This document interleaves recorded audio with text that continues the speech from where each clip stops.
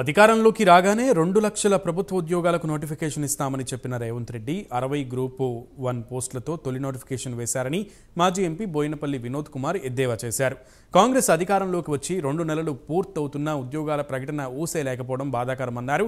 Revanth Reddy MLC Kodandaram ఈ నెలాఖరు వరకు వివిధ ప్రభుత్వ శాఖల్లో ఉద్యోగ ఖాళీలను గుర్తించి ప్రభుత్వం స్కెడ్యూల్ విడుదల చేయాలని డిమాండ్ చేశారు.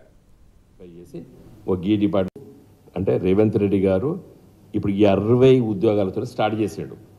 ఇలా ఈ ప్రెస్ మీట్ పెట్టడం కారణం ఏంటంటే బోని మొదలు పెట్టాడు. 2 లక్షల ఉద్యోగాలని చెప్పి 60 ఉద్యోగాలతో బోని పెట్టారు. తప్పులేదు, 60నా నేనేం తప్పుపడతలేను.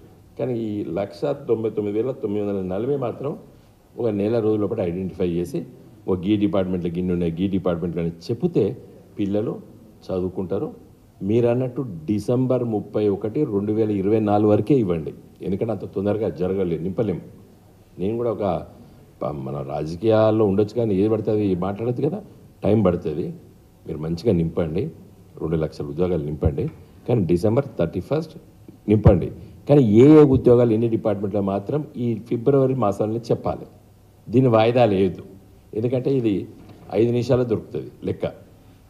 ఏ డిపార్ట్మెంట్లో ఎన్ని ఉన్నాయి అనేది మీరు చిత్తశుద్ధి నుండి మీరు మీ చీఫ్ సెక్రటరీ డైరెక్షన్ ఇచ్చి మీ అన్ని డిపార్ట్మెంట్లో ప్రిన్సిపల్ సెక్రటరీ డైరెక్షన్స్ ఇచ్చేసి వాళ్ళ మీటింగ్లు పెట్టుకొని వారం రోజులు రమ్మంటే వాళ్ళు వారం రోజుల పడి లెక్కలు పట్టుకొని వస్తారు ఇన్ని ఉద్యోగాలు ఖాళీగా అని చెప్పి. ఎందుకంటే కోదండరాం గారు, రేవంత్ రెడ్డి గారు, బండి సంజయ్ గారు 2 లక్షలు నేను చెప్పాను కదా.